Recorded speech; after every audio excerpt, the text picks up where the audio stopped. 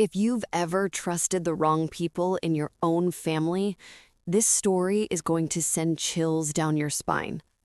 What began as a simple phone call turned into a revelation that shattered everything I thought I knew about the people closest to me. Before I continue telling my story, I want to get to know you too. Write the flag colors of the country you're watching from, and I'll try to guess. Who knows? Maybe we're neighbors. My name is Louise Carter. I'm 65 years old, and until 3 days ago, I believed my world had ended. My husband of 48 years, Anthony, suffered what appeared to be a massive heart attack in our garage. At least, that's what they told us at the hospital. One moment we were having coffee together, talking about a trip we planned to take for our wedding anniversary. The next moment, I found him collapsed, not breathing. The funeral was a blur of faces, empty condolences, and hasty decisions made by my son Christopher and his wife Renee. "Mama, let us handle everything," Christopher said, with that condescending tone he'd developed over recent years. "You need to rest." Renee never left his side, always with that fake smile and calculating look I tried to ignore. Sitting in the front row of the church, I watched how people approached them first, as if they were the primary mourners, while I was just a fragile old woman who needed to be spared. "Mrs. Louise is very shaken up," I heard Renee whisper to someone. "We're taking care of everything for her." Fragile, shaken up, words that diminished me, that denied my identity. To Anthony, I had always been an equal partner. But since Christopher married Renee 4 years ago, everything had changed subtly. They started making decisions for us, suggesting that perhaps our house was too big, that maybe I needed help with finances. After the burial, everyone came to our house, where Renee organized lunch as if she owned the place. I sat in my favorite armchair, watching her direct everything and everyone, including me. "Louise, you should go rest," she said, bringing me tea I didn't ask for. "It's been a difficult day." "I'm fine here," I replied, noticing how weak my voice sounded. Christopher approached and sat across from me. "Mom, Renee and I have been thinking. This house is too big for you alone. Maybe it's time to consider alternatives." "Alternatives?" I repeated slowly. "There are very nice places for people your age, retirement communities with activities, medical care." "Are you suggesting I go to a nursing home?" I asked, feeling indignation rise within me. "It's not a nursing home, Louise," Renee corrected, sitting beside me and holding my hand with false tenderness. "They're elegant senior living communities. We could visit you every weekend." "This is my home," I stated, but I felt my resistance weakening under their pitying looks. We were interrupted by the phone ringing. Christopher answered in the kitchen. When he returned, his expression had changed. "Someone from Dad's company," he said, visibly irritated. "They wanted to speak with you about some documents." "What documents?" "I don't know. I told them you weren't in any condition to deal with that they could handle it with me." Something in his tone bothered me deeply. "Christopher, your father worked there for 35 years. If they need to speak with me, it's my right to answer." "Mom, don't worry about that now. We'll take care of all the paperwork." That night, after everyone left, I sat on the bed I'd shared with Anthony for 4 decades. The house was too quiet. That's when my cell phone rang. An unknown number. "Mrs. Carter, this is Edward Martin, Director of Horizon Engineering, Anthony's boss, a man my husband always mentioned with respect." "Mr. Martin," I replied, recognizing the name. "I'm deeply sorry for your loss. Anthony was an extraordinary man, respected by all of us." "Thank you," I murmured. There was a pause before he continued, his voice now heavy with seriousness. "Mrs. Carter, I need to speak with you urgently. There's something you need to know about the last months of your husband's life. My heart raced. What kind of thing? I can't talk over the phone. Could you come to my office tomorrow at 9 a.m.? And please, it's crucial that you don't mention this conversation to your son or daughter-in-law. Anthony was very specific about that. I felt my breath catch. Why? What's happening? Please, Mrs. Carter, tomorrow at 9. Your husband left instructions for me to speak only with you if something happened to him. The call ended, leaving me paralyzed in the darkness. Anthony had foreseen his own death. And why had he specifically said that Christopher and Renee shouldn't know? For the first time since the funeral, I felt as if Anthony was sending me a message from somewhere distant, telling me to be alert, to not be the fragile old woman everyone thought I was. Something was terribly wrong, and I needed to find out what. The next morning, I woke with determination I hadn't felt in months. I dressed carefully, choosing the navy blue outfit Anthony always said gave me an air of authority. Christopher called early, as he had since the funeral. "How did you sleep, Mom? Renee and I were thinking of stopping by to see how you're doing." "I'm fine, son," I replied, trying to sound normal. "Actually, I need to go out this morning." There was a pause. Go out where? "To the pharmacy. My blood pressure medication ran out." "You don't need to go out, Mom. I can bring your medication later." "I can drive to the pharmacy, Christopher. I'm not an invalid." His sigh was audible. "All right, but be careful and call if you need anything." The Horizon Engineering building was imposing, with its glass and steel facade reflecting the morning sky. Anthony had worked there as chief engineer for over 3 decades.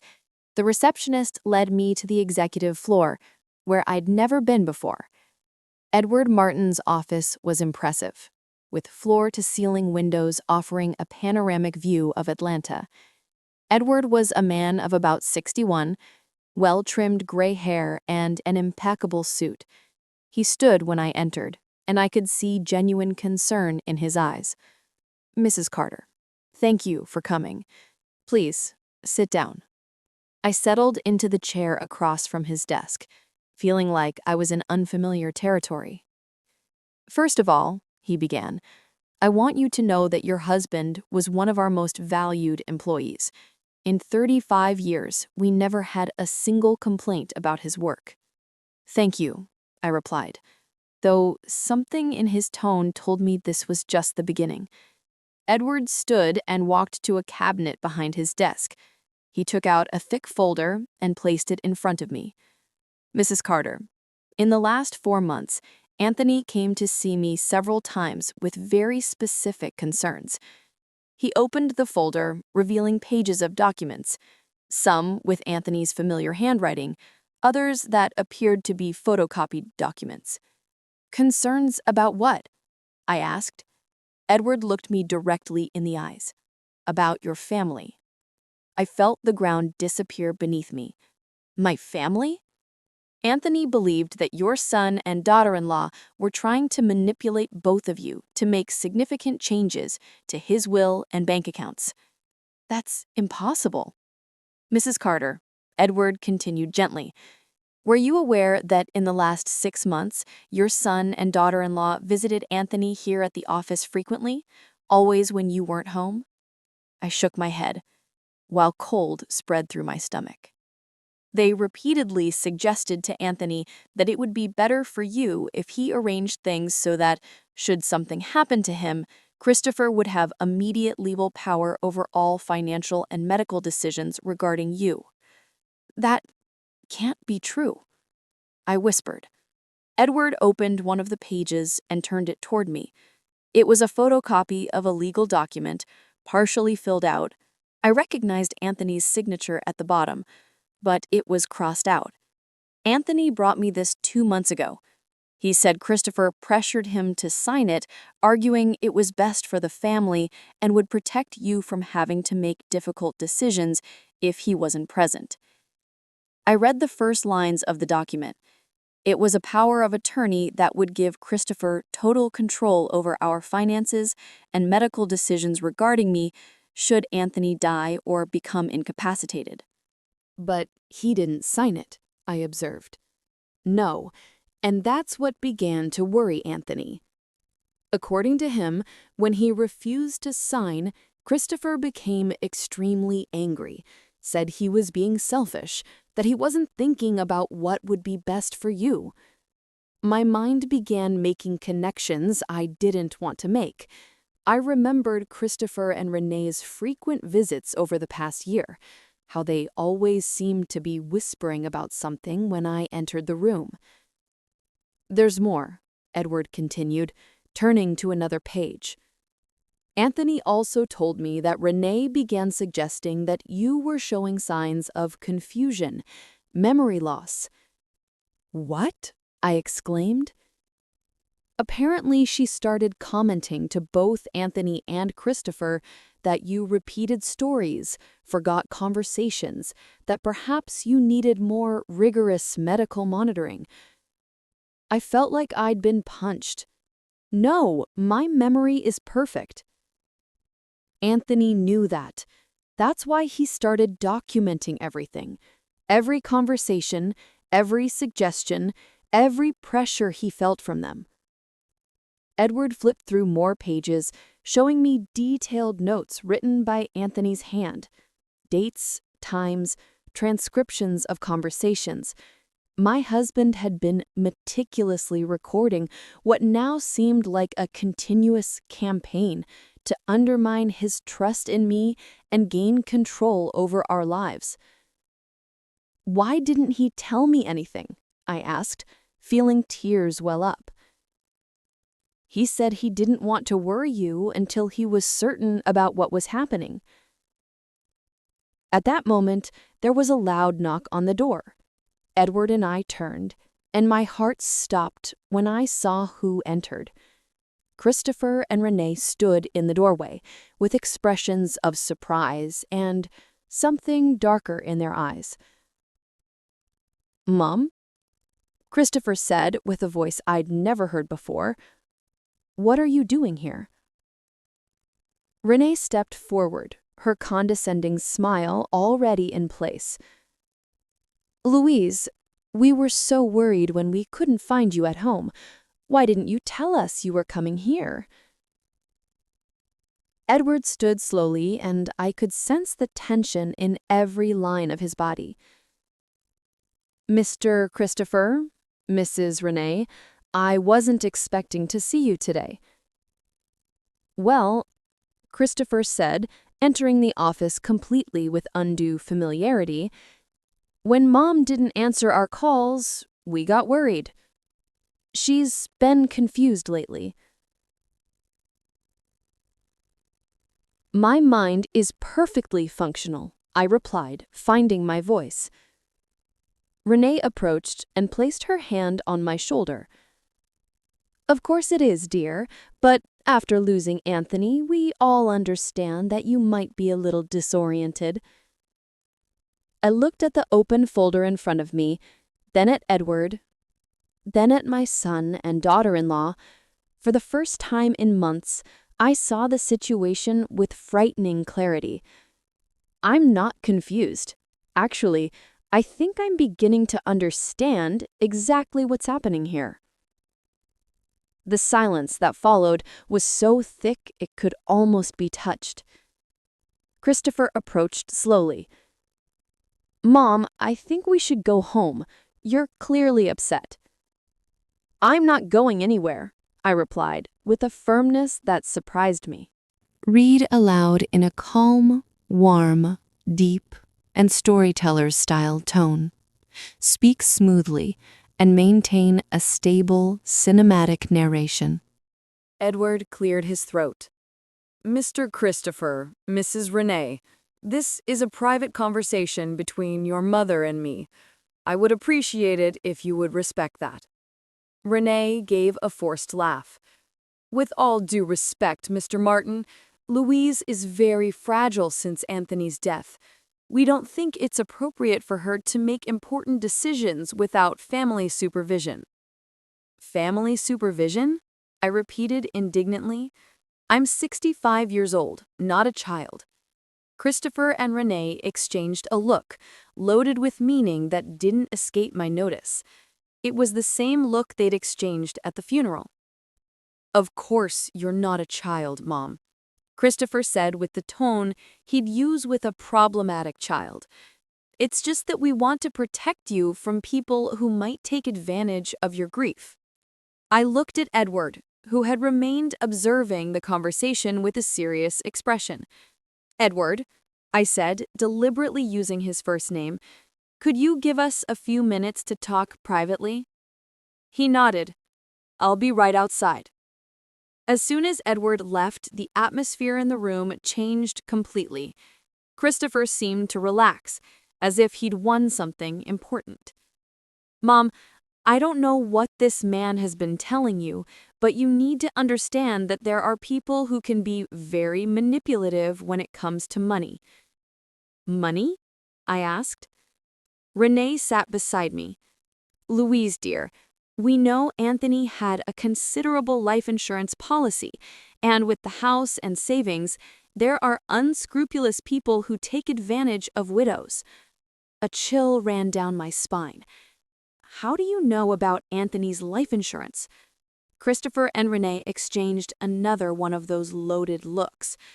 "Well," Christopher said, looking uncomfortable for the first time, "Dad mentioned it a few months ago when we were talking about ensuring you'd be taken care of if something happened to him."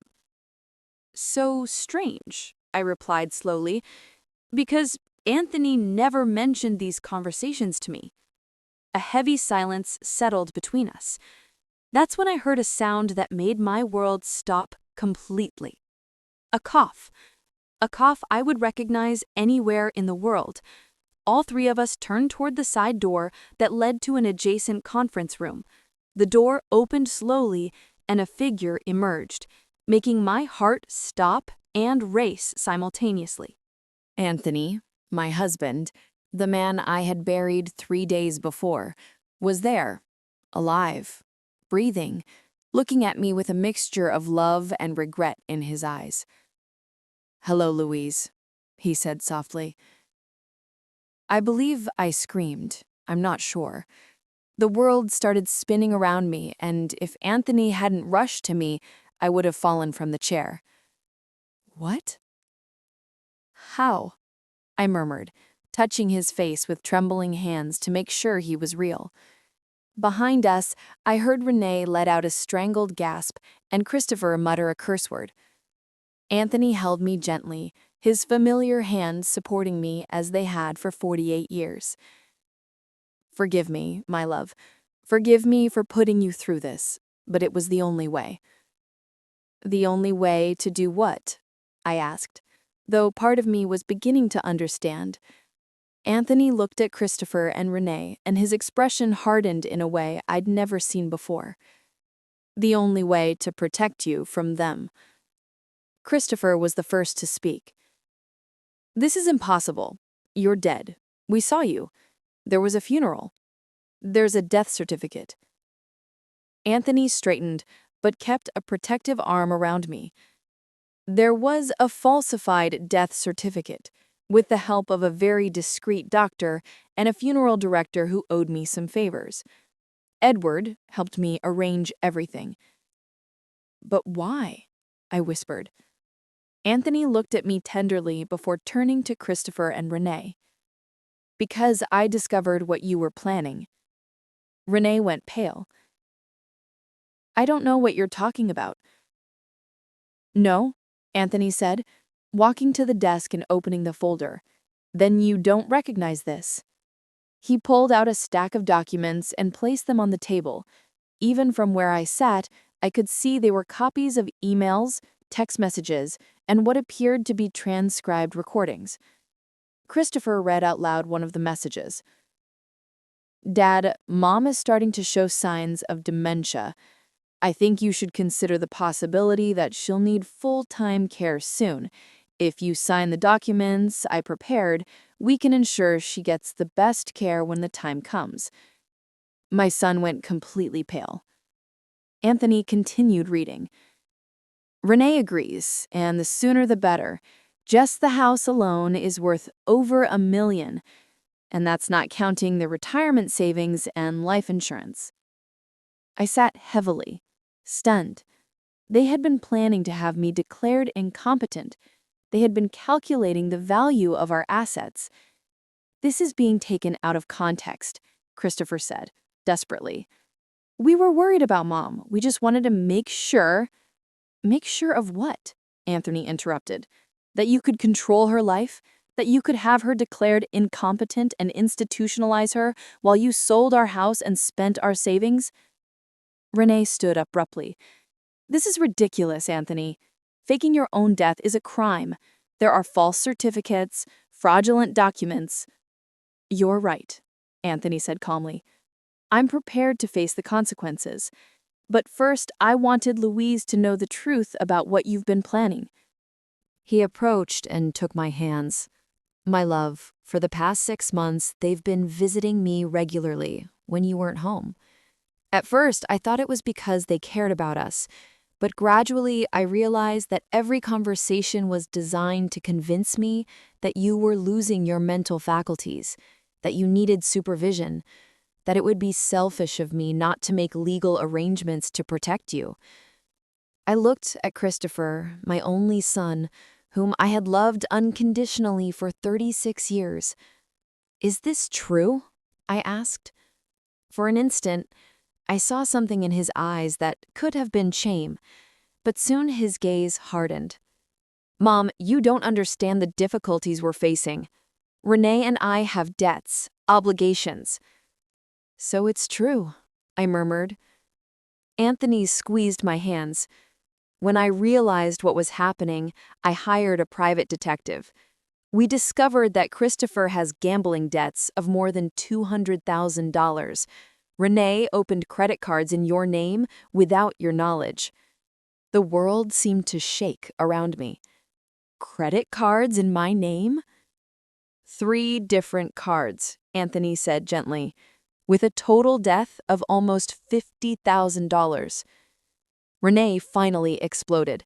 "Enough, Anthony. I don't know what sick game you're playing, but this ends now." Turning to me, "Louise, let's go. Clearly your husband has lost his mind." But I didn't move. For the first time in months, maybe years, everything made sense. The constant visits, the exaggerated concern about my well-being, the insinuations about my memory, the rush to make me decide about my future immediately after the funeral. They weren't taking care of me. They were preparing me to be sacrificed. "I'm not going anywhere," I finally said, my voice firmer than it had been in a long time. "But I think you should leave." The expression on Christopher's face changed to something I'd never seen before. He was no longer my concerned son. He was a stranger who had just lost something he considered rightfully his. Anthony helped me sit on the office couch while Edward returned with a bottle of water. Christopher and Renee remained near the door, like cornered animals, undecided between fleeing or attacking. "Louise," Anthony said gently, kneeling in front of me, "there are more things you need to know." My mind was still struggling to process that my husband was alive, that he had faked his own death, that my son and daughter-in-law had been plotting to rob me of everything for months. But something in Anthony's expression told me the worst was yet to come. "But," I murmured. Edward opened another section of the folder and took out a series of photographs, placing them on the coffee table. "These photos were taken by the private detective in the last 6 weeks," Anthony explained. I held the photographs with trembling hands. The first showed Christopher entering what appeared to be a casino. The second showed him at a poker table, betting chips representing unimaginable amounts. The third showed Renee in an expensive jewelry store, trying on a diamond necklace. "Christopher," Anthony said with a cold voice. "Do you want to explain to your mother how you managed to gamble $50,000 in one night when you told us you needed help paying your apartment mortgage?" My son didn't respond, but I saw his jaw clench. Or perhaps Renee can explain how she bought a $30,000 necklace last week when you supposedly are having financial difficulties.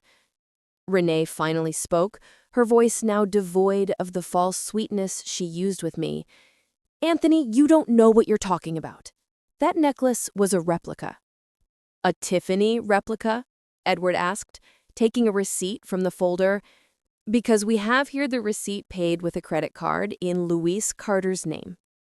I felt like I'd been slapped. "You used my name to buy jewelry?" If you're still here, leave a meaningful quote below. Let's see how many hearts felt this story. "Louise," Renee said, and for the first time her mask fell completely. "You don't understand. Christopher and I are under a lot of pressure.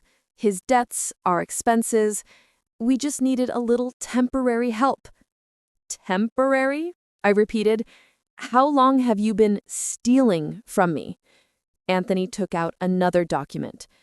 "According to our investigator, the fraudulent transactions began approximately 1 year ago. They used your information to open 3 credit cards, made unauthorized withdrawals from your savings account totaling $15,000, and intercepted your correspondence." "Intercepted my correspondence?" "Do you remember when Renee offered to help you with your bills a few months ago, when she said it would be easier if she organized all your accounts and important documents?" The memory hit me like lightning. Renee had been so helpful, so kind. "Louise, dear, I know these financial things can be confusing. Why don't you let me organize everything for you? Anthony has so much work, and you already have enough to worry about." But that's not the worst part, Anthony continued, his expression even more somber. "What could be worse than this?" I asked. Anthony looked Christopher directly in the eyes. "Tell your mother about the nursing home plan." Christopher went completely pale. "I don't know what you're talking about." "No?" Edward said, taking a small recorder from his drawer. "Because we have this." He pressed the button, and Christopher's voice echoed through the office. It was a phone conversation, probably recorded without his knowledge. "Renee, we need to speed up the timeline. Dad's starting to ask questions, and Mom isn't as confused as we expected." Renee's voice responded, "I already talked to the manager at Sunrise Manor. Did you say you have the medical documents we need?" "The fake medical documents are ready.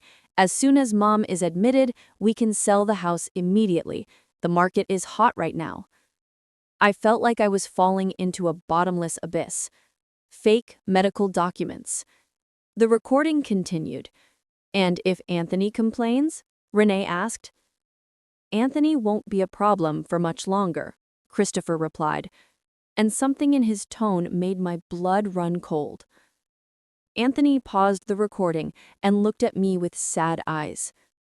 "This conversation was recorded 3 weeks ago, Louise. 3 weeks before my supposed death." The silence in the office was deafening. I looked at Christopher, trying to find some explanation, some way to understand that this wasn't what it seemed. "Anthony won't be a problem for much longer," I repeated slowly. "What does that mean, Christopher?" My son finally spoke, but his voice was that of a stranger. "Mom, you're misunderstanding everything. We were just worried about Dad. His blood pressure was high. He was very stressed." "Are you saying you were expecting me to die of natural causes?" Anthony asked, standing up. Renee stepped forward. All pretense was abandoned. "Anthony, don't be dramatic. We were just being realistic about the future. Louise will need care eventually, and it's better to plan ahead." "Plan ahead," I repeated. "Or accelerate the process." Edward took another document from the folder. "Louise, This might be the hardest thing to hear. It was a medical report. I read the first lines with growing horror. The patient presents clear signs of early dementia, episodes of confusion, recent memory loss, disorientation. Full-time care evaluation is recommended. This is a lie, I said, my voice barely a whisper. I never consulted this doctor. Dr. Paul Richardson? I don't know that name. It's Renee's personal physician, someone who was willing to sign a false diagnosis in exchange for money. I looked at Renee, the woman I had called daughter for 4 years. You paid a doctor to say I have dementia? I could see panic in her eyes for the first time. You need to understand. We were trying to protect you. Protect me from what? I screamed, surprised by the strength of my own voice. From yourself, Christopher screamed back. Mom, you're getting old. Your mind isn't what it used to be. Renee and I can see things you can't see. Anthony positioned himself between Christopher and me. Louise has no mental problems. The only problem is that you've been psychologically manipulating your mother for over a year, making her question her own reality so you could steal her money and house. Psychological manipulation? I asked, confused. Gaslighting, Edward explained. It's a form of psychological abuse where someone makes you doubt your own perception of reality. Anthony sat beside me and took my hands. My love, do you remember a few months ago when you couldn't find your keys and wallet, and Renee suggested that maybe you'd lost them because your memory wasn't what it used to be? I nodded. It was very distressing. We found the keys in Renee's purse, Anthony said softly. She had taken them, and the wallet was in Christopher's car. One by one, Anthony began explaining situations I'd interpreted as possible signs of my mental decline. The day I couldn't find my glasses, the time I was late for an appointment because I was sure it was at a different time, the times I couldn't remember conversations I was certain I'd had.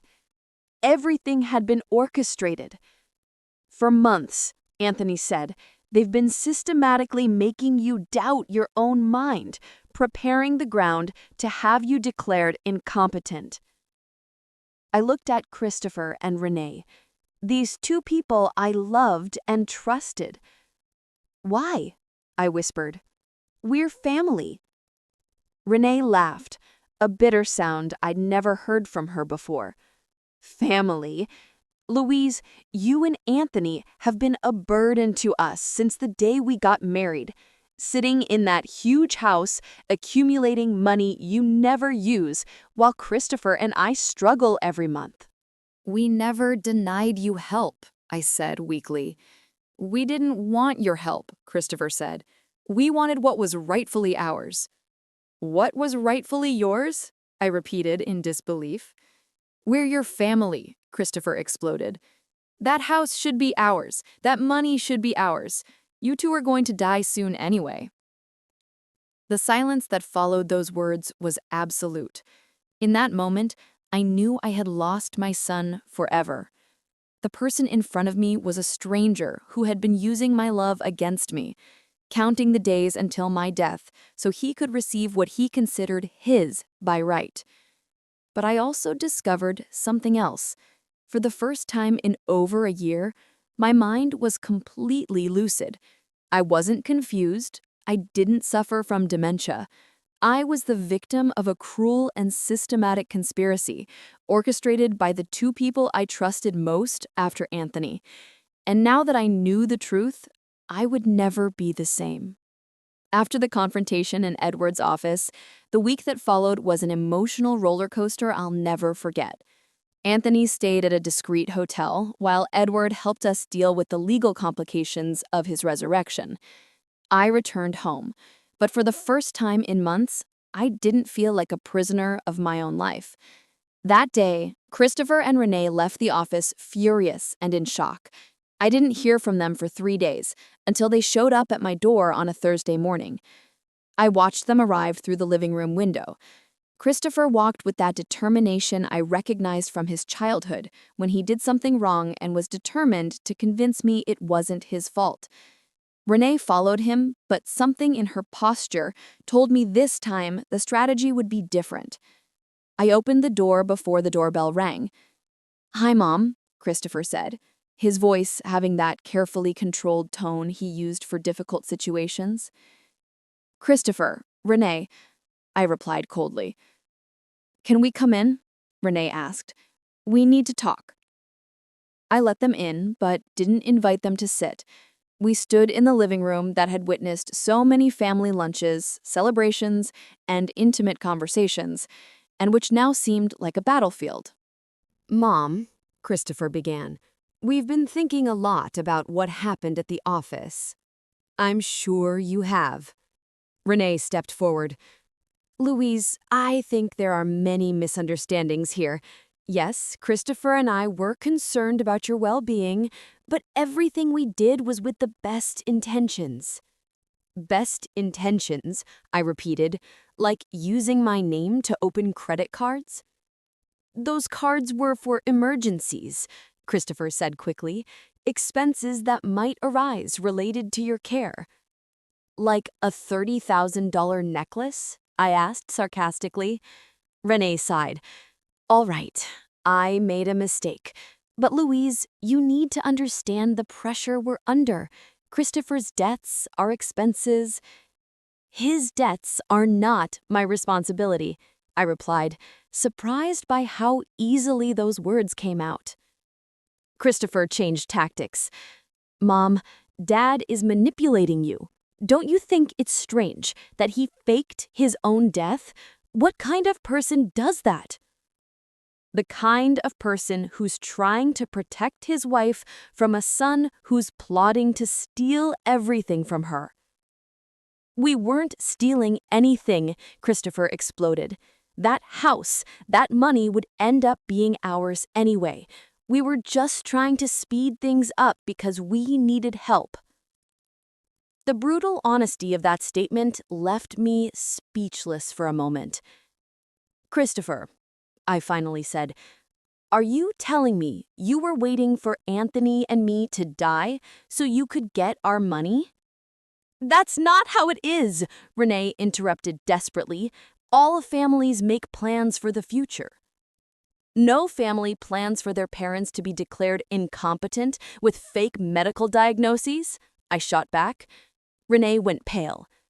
"That was just a precaution in case you really needed care in the future." "A precaution you paid for with money stolen from me?" Christopher ran his hands through his hair, a sign he was losing patience. "Mom, listen to what you're saying. You're becoming paranoid. Dad is filling your head with crazy ideas." "Crazy ideas?" I repeated. "Like the idea that I deserve to live in my own house without anyone trying to call me insane or steal my savings?" "No one is trying to call you crazy," Christopher shouted. I went to the phone and dialed a number I had memorized. "What are you doing?" Renee asked. "Calling Anthony," I replied. "I think he should be here for this conversation." "Mom," Christopher tried, but it was too late. Anthony arrived 20 minutes later. He had been waiting for my call, probably knowing this moment would come. When he entered, the tension in the air increased immediately. "Hello," Anthony greeted with a neutral voice. "Dad," Christopher said, "we need to resolve this as a family." Anthony sat beside me on the couch, automatically taking my hand. "I'm listening." Renee sat in the chair across from us, assuming her most vulnerable position. "Anthony, I know what we did seems wrong, but you need to understand we were desperate." Explain desperation to me, Anthony said. Christopher began speaking rapidly, the words coming out as if he'd rehearsed this speech. The debts accumulated faster than we expected. The casino, I know it was stupid, but I thought I could make money quickly.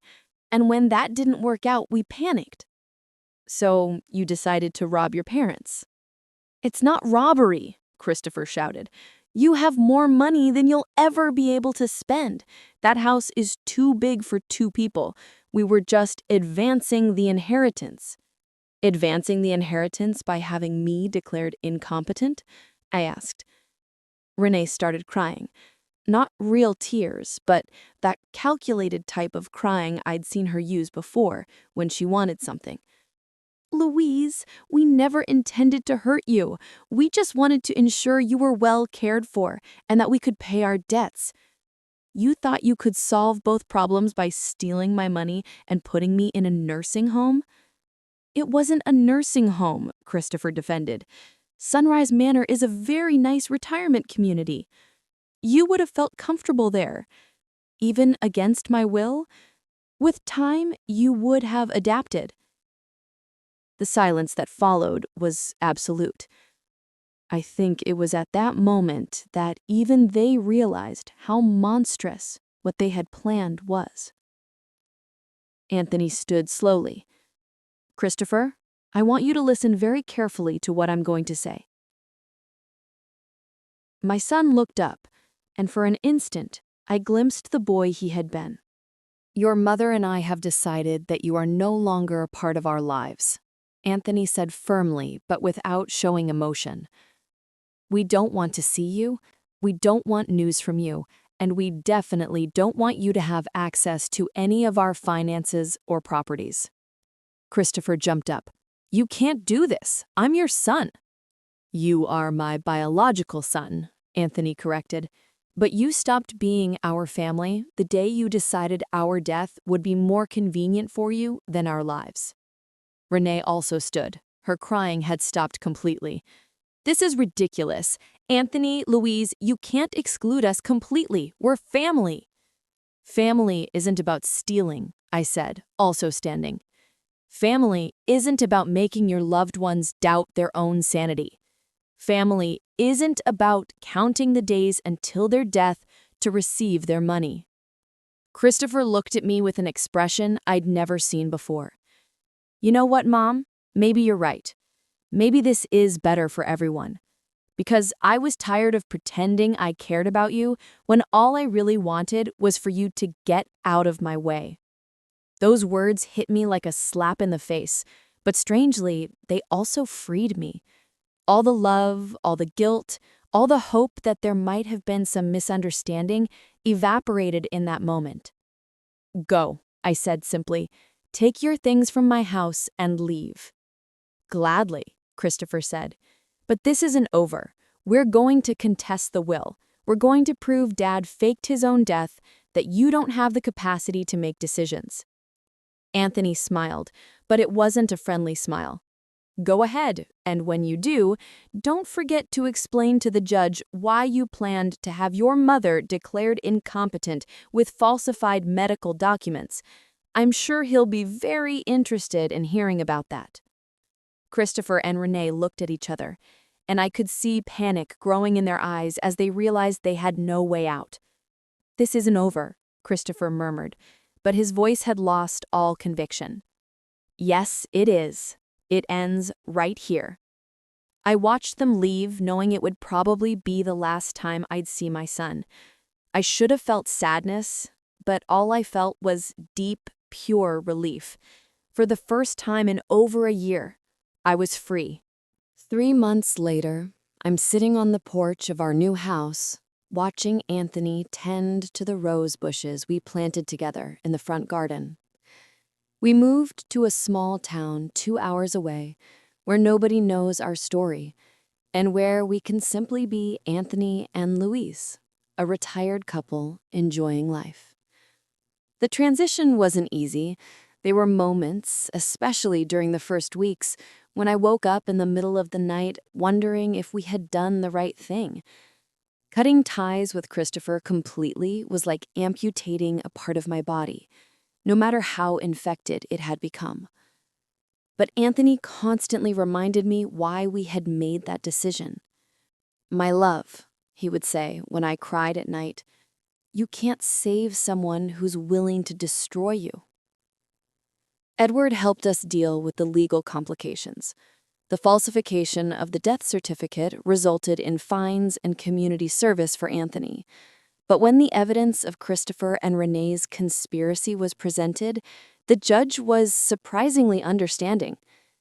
"I've seen many cases of financial abuse against the elderly," he told us during the hearing, "but rarely one so systematic and cruel as this." Christopher and Renee tried to carry out their threat to contest the will, but the case quickly collapsed when the prosecutor decided to investigate the fraudulent credit cards and falsified medical documents. In the end, they were the ones facing criminal charges, not us. The last news I had of them was that Christopher was serving 2 years of probation for financial fraud. Renee lost her nursing license. They separated a month after everything came to light, each blaming the other for leading them into such a desperate situation. I don't feel satisfaction from their downfall, just a strange sense of closure, like when you finish a disturbing book and can finally set it aside. We sold the big house where we raised Christopher. It was filled with complicated memories, and frankly, they had been right about one thing. It was too big for 2 people. With the money from the sale, we bought this smaller house in a town called Hope Springs, with enough land for Anthony's garden and a view of the lake that makes every sunset seem like a special gift just for us. We also paid off all the debts that Christopher and Renee had incurred in our name, not because we owed them anything, but because we wanted to start this new chapter of our lives completely clean, without any financial ties to our past. Do you think Christopher will ever understand what he did? I asked Anthony one afternoon while we prepared dinner together. Anthony stops chopping vegetables and looks at me with those wise eyes that made me fall in love with him 48 years ago. "I don't know, my love, but it's no longer our responsibility to teach him." That's the hardest lesson I've learned in these past months. For 36 years, I felt responsible for Christopher's happiness and well-being. Even when he became an adult, even when he got married, he continued to be my baby who needed protection and guidance. But some adults choose paths their parents can't follow, and sometimes the truest love is knowing when to let go. We've made new friends here. Helena and Robert, the couple who lives next door, invited us for dinner last week. During the conversation, Helena mentioned that they had cut ties with their daughter 5 years ago. "She kept stealing from us," Helena explained, simply, "and every time we tried to help her, she manipulated us more. In the end, we had to choose between saving our marriage and our sanity or continuing to be victims of her destruction." "Was it difficult?" I asked. Robert took Helena's hand. "It was the hardest decision of our lives, but it was also the one that saved us." Only then did I realize how much I needed to hear that we weren't the only parents who had to make such an extreme decision. This morning, Anthony brought me coffee in bed, a routine we've created in our new life. As I took my first sip, I noticed a letter on the tray. "What's this?" I asked. "It arrived yesterday." "It's from Christopher." My heart raced. "Have you read it?" "No, it's for you." I held the letter for several minutes before opening it. The handwriting was the same I'd seen on thousands of notes and cards, but the words were from a stranger. "Mom," it began,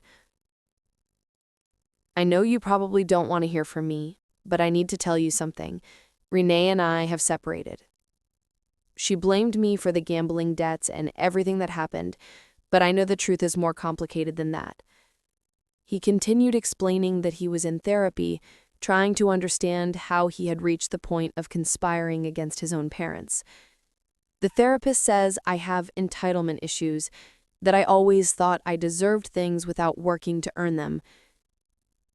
He got to the point near the end. I'm not asking for your forgiveness because I know I don't deserve it. I just wanted you to know that I understand what I did, and I understand why you had to distance yourself from me. If someday you want to give me another chance, I'll be trying to be the person I should have always been. When I finished reading, I handed the letter to Anthony. "What do you think?" he asked after reading it. "I think it sounds like someone who's trying to change, but I also think words are easy." Anthony nodded. "And what do you want to do?" "Nothing," I replied, surprising myself with the certainty of my response. "I want to continue living our life. And if someday he demonstrates through concrete actions that he's changed, maybe we can reconsider." I looked out the window at the garden, where the roses Anthony had planted were beginning to bloom. "And if that never happens, then we'll live a beautiful life without him." That afternoon, while Anthony worked in the garden, I decided to write my own letter, not to Christopher, but to myself, a kind of declaration of independence from the guilt I carried. Dear 65-year-old Louise, forgive yourself for loving so much it almost cost you everything. Forgive yourself for trusting so much it almost cost you your sanity. Forgive yourself for believing that family love is always unconditional, but also celebrate your strength. Celebrate the fact that when you finally saw the truth, you had the courage to act according to it. Celebrate the fact that you chose your own life instead of everyone else's comfort. As I wrote, I realized it wasn't just about Christopher or Renee, or even about what they had tried to do. It was about a lifetime dedicated to putting others' needs ahead of my own. It was about how I had lost my identity along the way, becoming Christopher's mother or Anthony's wife, forgetting to be simply Louise. Their conspiracy had been the final blow of a silent process that began decades ago, when I gave up dreams, desires, and needs in the name of family. The irony is that it took this trauma to set me free. That night, as Anthony and I prepared for bed in our new room with a view of the lake, he asked me, "Do you regret anything? Cutting ties with him completely?" "No," I replied. "I only regret not recognizing the signs earlier. And I regret faking my death," he said, with a sad smile. "It was dramatic, but effective." Anthony laughed. "Definitely effective." We were silent for a moment, listening to the sounds of the night in our new home. "You know what's strangest?" I finally said. "I feel younger now than when I was 50, as if I was carrying a weight I didn't even know existed." Anthony took my hand in the darkness. "That's what happens when you stop living for others and start living for yourself." This morning, I received a phone call from Helena, our new neighbor. A group of us is going to the arts festival on Saturday, and afterward, we're thinking of having lunch at that new Italian restaurant. Would you and Anthony like to come? "Absolutely," I replied without hesitation. A year ago, I would have had to consult Christopher and Renee, make sure they didn't need me for something, consider whether it was appropriate for a woman my age to go out with friends. Now I simply say yes to things that make me happy. I decided to take up painting again, a hobby I abandoned when Christopher was born. Anthony converted the guest room into a small studio for me with a perfect view of the lake. I spend hours there, rediscovering a passion that lay dormant for decades. I also enrolled in a photography course at the local community center. I'd always wanted to learn to capture moments, preserve memories through images. Now I have the time and freedom to do it. Anthony is also exploring new interests. Besides the garden, he started taking cooking classes. Twice a week, he comes home with elaborate dishes and funny stories about his culinary attempts. Seeing him like this, exploring new facets of himself, makes me realize how much time we lost trying to meet others' expectations. Sometimes when we're sitting on the porch watching the sunset, we talk about the future. We don't do it with fear or anxiety like before, but with genuine curiosity about what's still to come. We make plans for trips we always postponed, for experiences we always wanted to have. It's never too late to live the life we want, Anthony says. And for the first time, I really believe it. Of course, not everything is perfect. There are days when sadness hits me by surprise, when I find myself looking at an old photo of Christopher as a child and wondering how we got to this point. There are moments when the silence of the house seems too heavy, when I miss the noise and bustle of a large family. But then I remember what that family was willing to do to me, how they planned to discard me like a useless object, and the pain gives way to determination not to be a victim, not to let myself be defined by betrayal, to build something new and authentic from the ashes of what was destroyed. Anthony and I began attending a support group for people who had suffered financial or emotional abuse from family members.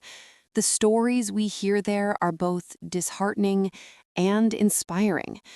Disheartening because they show that what happened to us isn't uncommon, that there are many elderly people being exploited by those who should protect them. Inspiring because they reveal the incredible resilience of the human spirit, the capacity to start over even after the worst betrayals. One of the women in the group, Mrs. Clara Washington, 78 years old, was robbed by her own grandson, who sold her house while she was hospitalized. Now she lives in a small apartment, but her dignity and joy for life remained intact. "They can take our possessions," she said at one of the meetings, "but they can't take our ability to be happy unless we let them."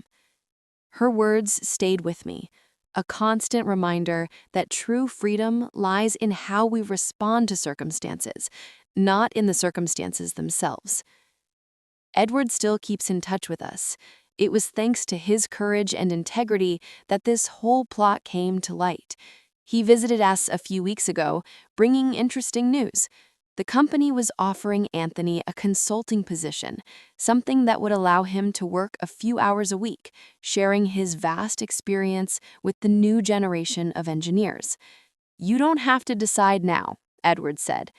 "Think of it as an option, not an obligation." Anthony seemed genuinely interested, and I realized that despite enjoying retirement, we still have much to offer the world. We're not disposable objects that have lost their value with age.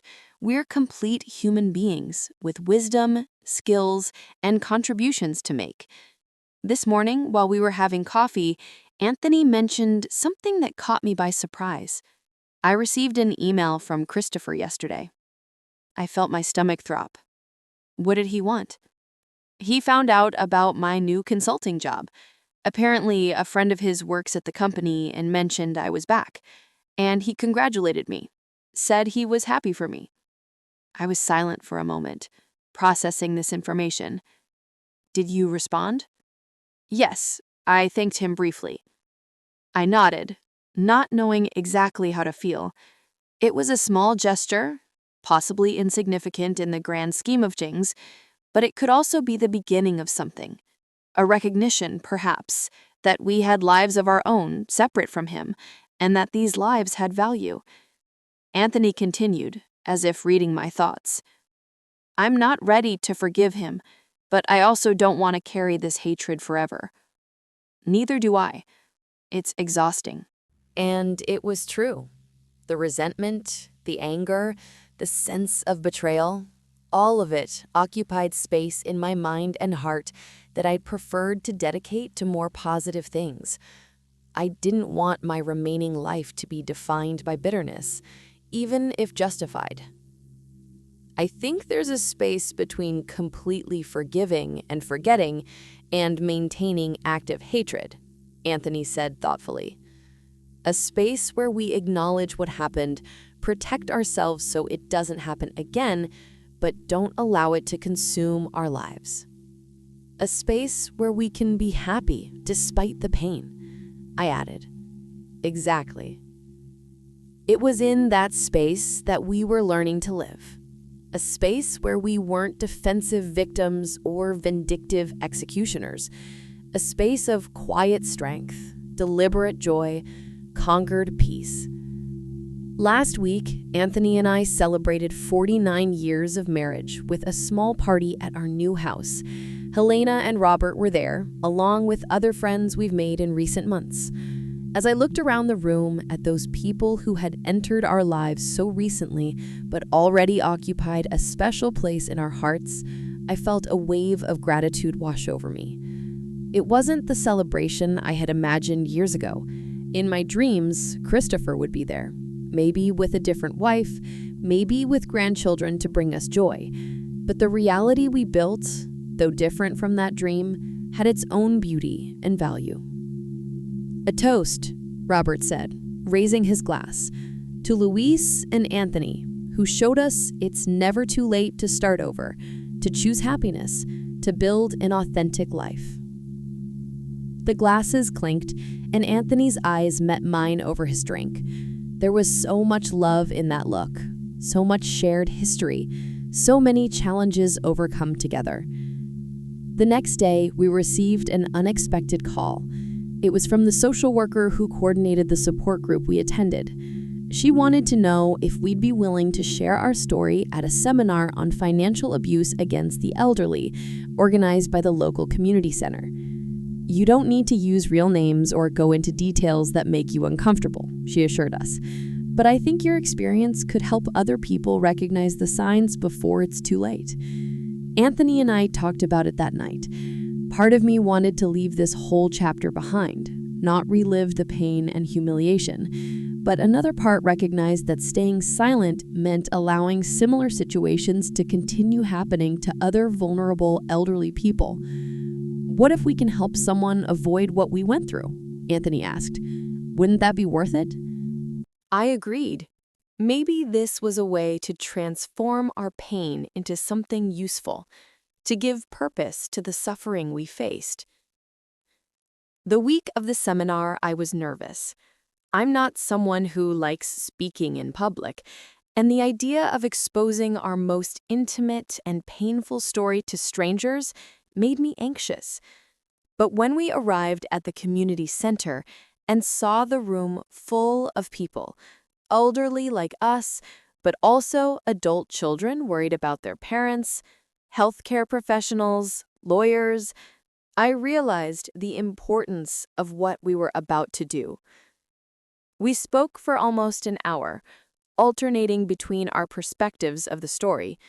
We told about the first signs we ignored, the subtle manipulations, the gaslighting campaign, the discovery of the conspiracy, and finally, our decision to start over. We didn't mention Christopher and Renee by name, referring only to our son and his wife at the time. When we finished, there was a moment of profound silence in the room.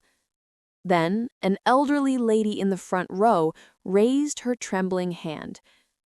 How do you know if you're just being paranoid or if something really wrong is happening? My daughter says I'm getting forgetful, but I don't feel that way. It was the first of many similar questions. People living with constant doubt, who felt something was wrong but had been convinced the problem was in their aging minds, not in the actions of family members they trusted. Trust your intuition, I replied to one of them. If something seems wrong, it probably is. And don't be afraid to seek outside help, to talk to professionals who have no financial interest in your situation.